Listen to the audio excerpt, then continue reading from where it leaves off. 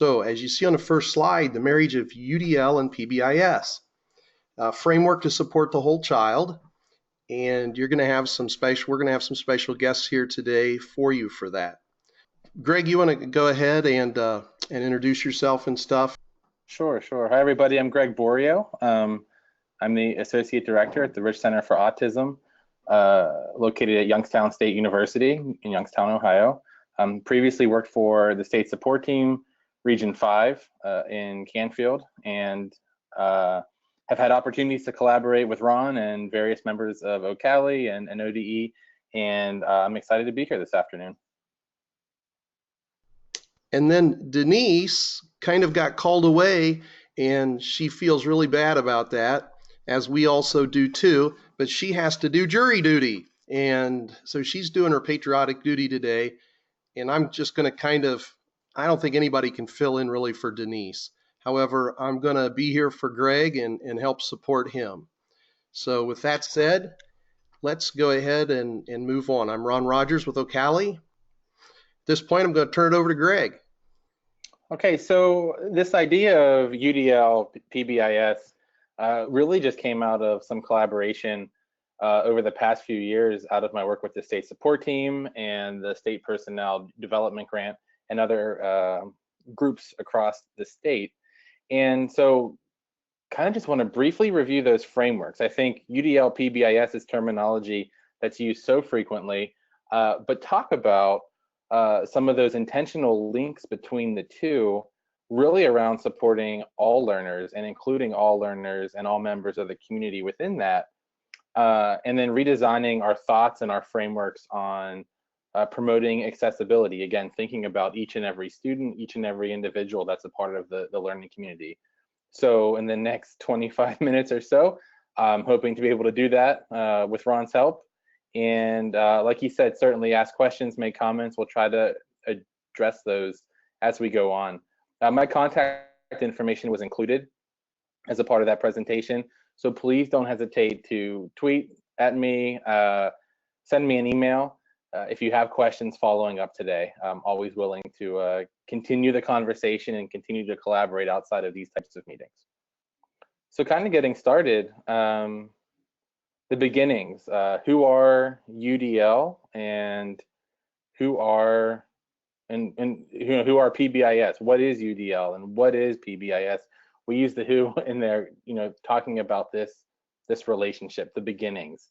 How did these two come to be, and why are we talking about a marriage today? So as we get started with this conversation, if you want to start chatting a little bit in the chat box there, start chatting about what you know. What do you know about Universal Design for Learning and or PBIS? Just make sure you mark your response with UDL or PBIS so Ron and I can see those clearly. It says, Virginia says, both frameworks are for practice.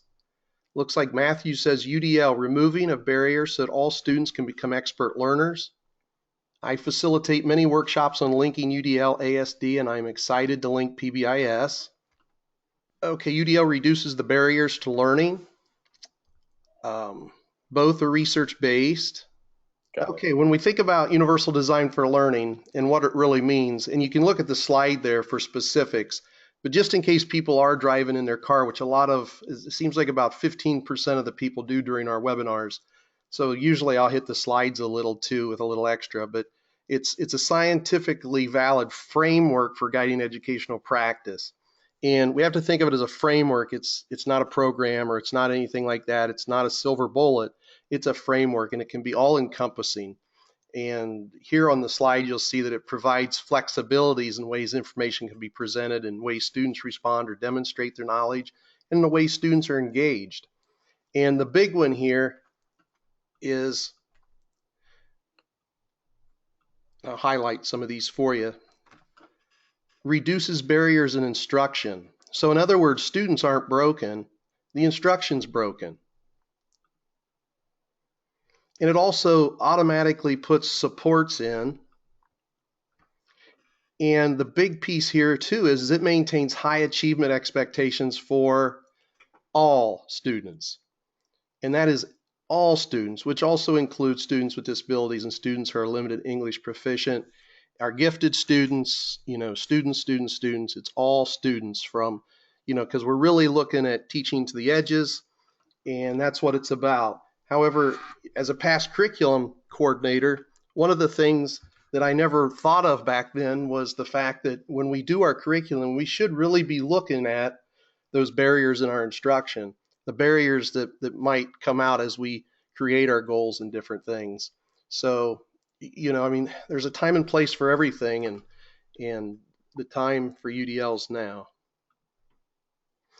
The other thing you'll see here is a copy of the 3 principles, and this is laid out really nice on the new sheet that Cast gave all of us.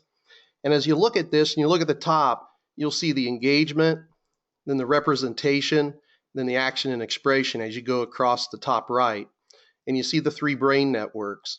And this is all research-based, and it's about 30 years old now. But the look of this and the feel and where Cast is taking it is just, it's beyond anything that we could have comprehended 10 years ago. As you look at the left in engagement and you go down, you notice that what we really want is purposeful and motivated learners. You go to the next column and you go clear to the bottom from representation, clear down, and we want resourceful and knowledgeable learners. And then on the right, action and expression, we want to work towards strategic and goal-directed learners. And when you put all of those together, really what we want and what the whole thing is about is creating expert learners out of all of our students. Expert learners. And then as you also look on the total left of these beside engagement, you'll see if you go horizontally across, the first tab there is access. So as you think about recruiting interest, providing options for perception and physical action, and all 3 of those, you're creating access in that top layer there. The next one's build. And the one after that is how you internalize these things. And then of course the last one that we already went over was goals. So that kind of explains that piece in pretty decent detail. Some more things from people were both are research-based, and that's pretty much it on those, Greg. Yeah, I'm certainly seeing those connections to accessibility, reducing the barriers. So coming in from a positive behavior interventions and supports or PBIS, we're going to meet the second framework, the second part of this relationship. So like Universal Design for Learning, and like Ron said, PBIS is also a framework. And the cool thing about frameworks is that they naturally include everybody within the learning community. You build a framework that, one, is accessible, but then is also inclusive of all of the parts and pieces that exist within the community. So you see key terminology like intervention practices, organizational systems, big language as well, establishing social culture, learning and teaching environments, and then all the way down to, so we're going from environments all the way to the individual behavior supports that might support or would be in place to support academic and social success for all students. So really just taking that snippet of a definition of PBIS, you're seeing the entire learning system. So again, we think universal design for learning, and you're thinking expert learners. We're starting to put together this idea of creating a culture where learning is a central focus, including that academic and social emotional development. So then, traditionally we think PBIS, a lot of frameworks come with that 3-tiered triangle. My background initially was in school psychology. So these 3-tiered triangles are a part of what I've come to learn in education, certainly from the school psychologist perspective. But again, just use this to demonstrate that this includes everybody, and that to remind the audience this afternoon, and to remind each and every one of you, that we're not talking about a particular place or location or child across up and down this triangle. We're talking about all learners and the supports that are built into the environment to facilitate learning, to facilitate social emotional development for all of our learners. So just because someone might require what we would consider a tier 3 or intensive support doesn't make them a tier 3 or intensive student. The scale here is just to demonstrate what's available in terms of the supports out there for all learners. I like to flip the triangle upside down and think about it that way as well. So whether you look at it right side up or upside down, it is inclusive of the entire system. And like UDL, promoting access first, and then building from that accessibility and beginning to internalize some things around behavioral expectations. So these are our expectations. We want to promote those expectations in a positive way rather than reacting to the negative or reacting with the negative or to those negative. We want to promote in a positive way to help internalize. So again, we're seeing that similar language, accessibility, building, and internalization that is consistent with UDL and PBIS. And there's my little flip there for you all this afternoon. You can think about it any direction, but coming away from it, it's a continuum of supports and each learner is included. And then Ron, you can click through all 4 of these for me. Thanks. And then like the big why, what's that outcome? We want to create environments that are predictable, consistent, positive, and safe. So think about your own lives for a second and kind of how we aim to strive to accomplish these key areas as well. So again, thinking about the entire system, and that safety piece comes into play. And in today's world, it's tough to think about with some of the crises in schools and situations that we've had.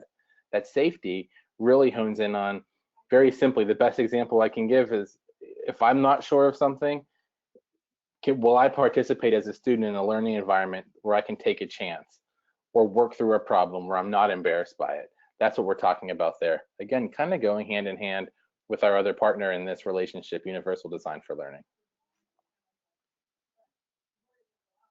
So just for time constraints, we're gonna kind of keep moving through, but as we are, continue to type some comments in there. What are some ways that from your experiences or your background or just your learning of PBIS and UDL that the 2 frameworks begin to complement one another? So feel free to respond to that in the chat as we progress through, and I'll be sure to address some of those as I see them coming in. Hey, Greg, when would you like to do that first poll? Hey, if you want to ask them now, we certainly can. Yeah, let's do it just to kind of know. Okay, who's with us today? That's going to be our first poll question, and it's just been launched. So are you an administrator, a UDL coordinator, general educator, intervention specialist, or curriculum coordinator? And of course, we only had 5 different ones that we could enter. So, okay, it looks like 41% voted, 55%. And I know some people are driving in their cars, so we won't expect a 100% vote. Okay, it is slowed down at 71%. 5, 4, 3, 2. An AT assessor in there as well. Welcome, Malika. 1, close. I'm going to share the results. It looks like 26% are administrators, 14% UDL coordinators, 18% general educators, 33% intervention specialists, and 9% curriculum coordinators. Boy, Greg, you've got a nice differentiated audience. For sure, for sure. Yeah, you know, and it's, I think, an audience that's going to understand a key piece moving forward around these 2 frameworks that certainly people with backgrounds as intervention specialists and in special education, oftentimes these vernacular are thrown around specifically for that population. And we've come to know over a period of time, that's just not the case, that we're talking about each and every learner and adult that's a part of our learning community here. Did you want to go to the next slide? Yeah. So as I continue to progress through these slides, don't hesitate to continue to make comments or ask some questions there for myself as well as Ron. But think about some ways. I'm going to give you 3 key connections about this relationship. So we met our 2 members of this relationship, and I just want to make some quick connections for you as to why these frameworks really do mesh well together. And as I'm doing that, if anything kind of sparks your interest, don't hesitate to share that.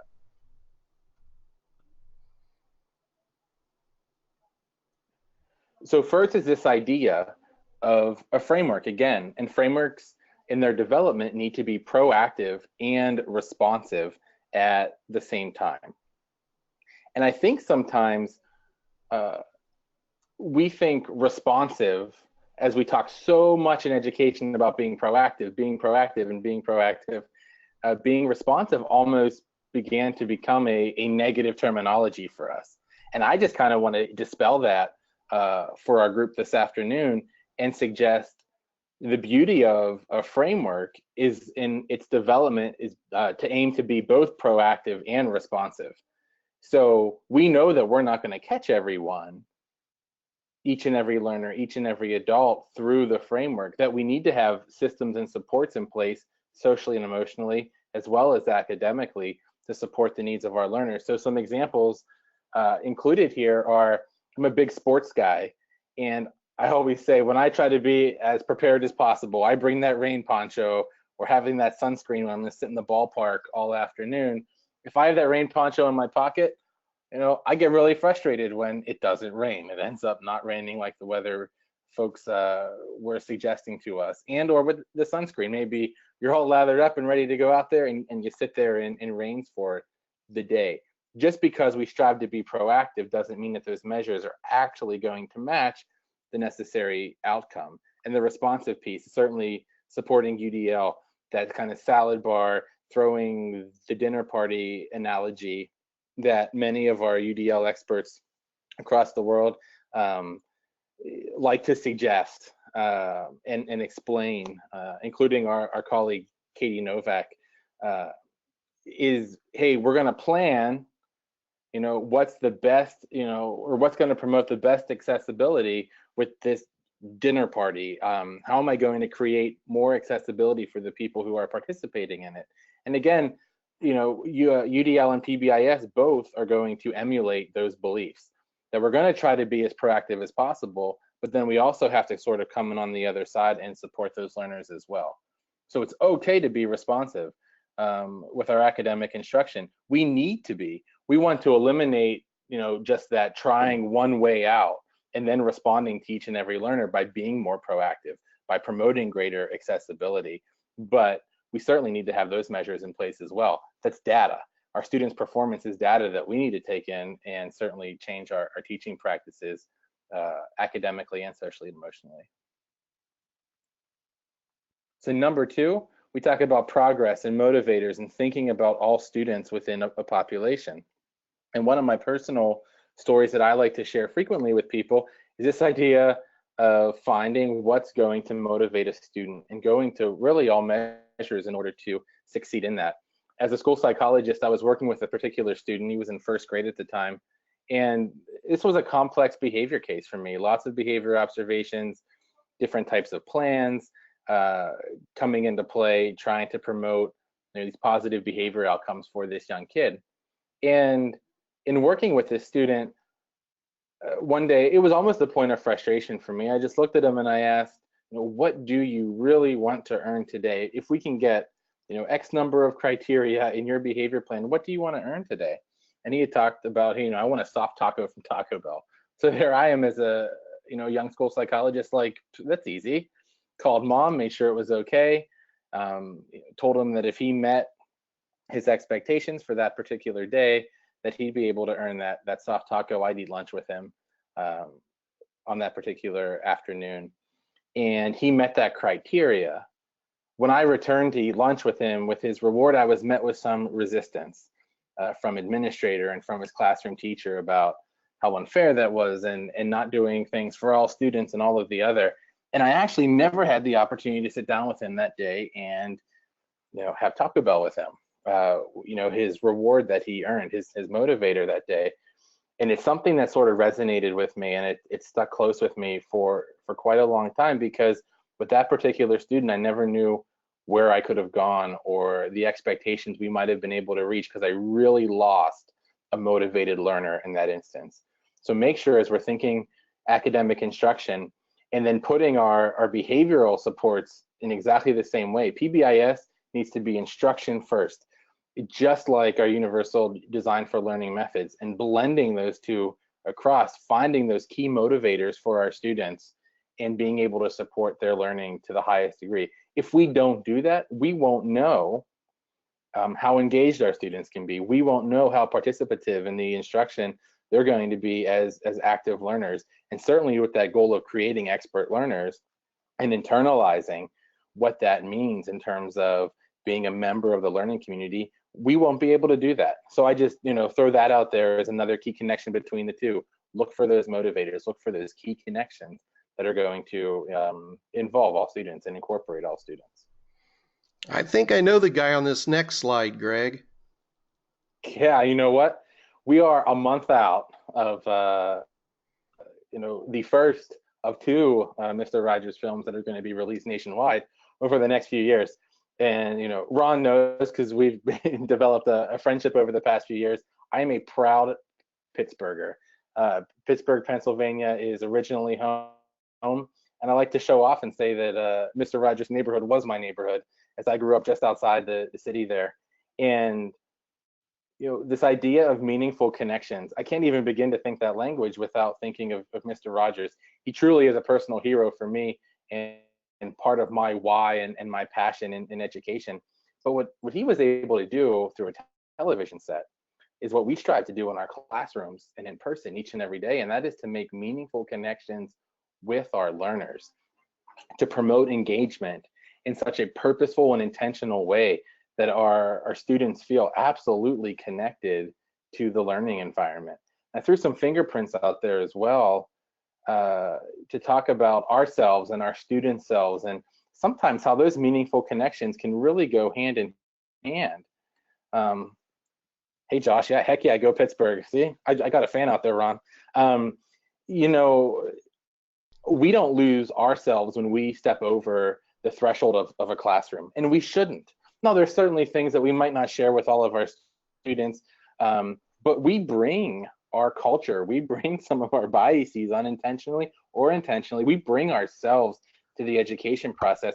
We have to allow our students to know that they need to bring themselves as well, that we're accepting of them and what they have to offer. So don't forget about our fingerprints and how unique they are to ourselves. They may go a long way in developing those meaningful connections. Had a student one time, another behavior situation in a particular classroom, and he was getting really close to his teacher's desk one afternoon, and that's like the unwritten law, like stay away from the desk, don't touch. And he picked up a picture of two little boys, a framed picture that was on her desk, and he said, "Who are these kids?" And the teacher replied, "Oh, those are my sons." And he just kind of looked for a minute, looked back for a moment, and he said, "Well, I didn't know. Why don't they go to our school? I didn't know you had sons." And she explained, "They live in this town, they go to this public school." And he looked at her and said, "Oh, that means you're a mom." And I'll be honest, folks, things weren't perfect after this, but a meaningful connection was made that day. Behaviors did subside in some aspects because he saw his teacher in a different light. Something with being a mom and a mother figure was very, very important for this particular student. They ended up having, some one-on-one time each and every day where they were able to talk about themselves and share some stories from home. And it ended up being a beautiful relationship moving forward between student and teacher. And that was just one of those things. She's like, wow. And she's a great teacher, wonderfully academically sound. That she just said, wow, I didn't realize that, this was going to happen. So don't be afraid of the meaningful connections. You never know how that's going to help you. So as we just, look to wrap up here in these last few minutes, and Ron, if you even want to go to the next slide, we can go to the next slide. There we go. Thinking of UDL and PBIS, and you saw the wedding cake on the previous slide, kind of using that as an example to demonstrate the integration and the purposefulness within that integration that needs to occur if these frameworks are going to be successful together.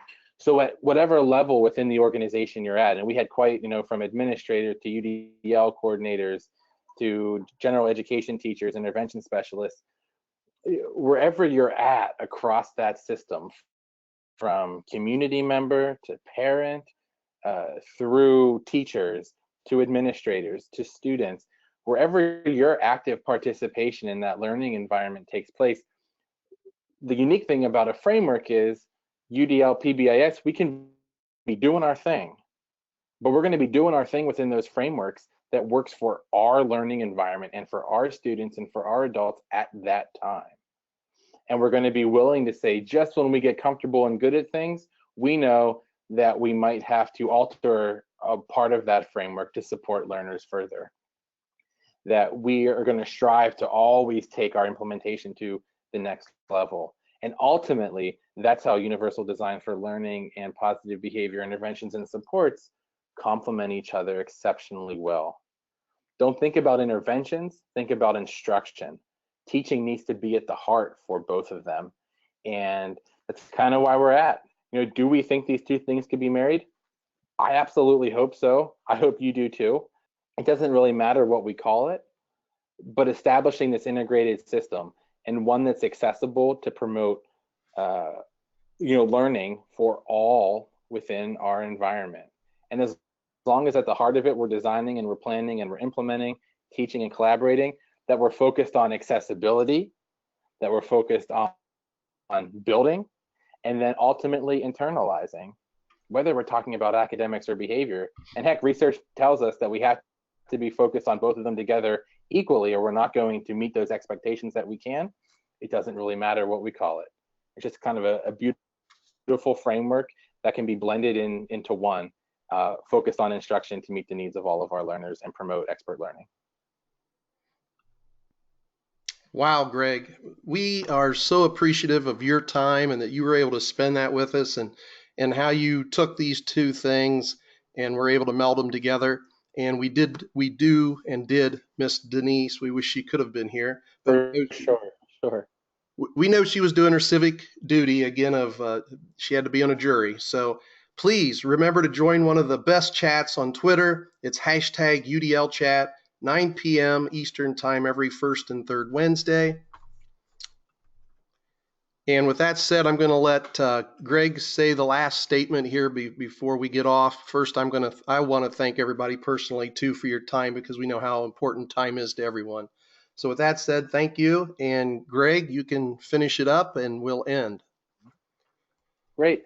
So yeah, let's marry these frameworks. Let's celebrate in the opportunity as professionals to take our knowledge and our skills and mesh these frameworks together in a very meaningful way. The whole child, the whole student is at the heart of it. Again, we have to be focused on academic as well as social emotional success in all of our learners in order to meet the expectations of becoming an expert learner. So to echo Ron's sentiment, thank you so much for this afternoon.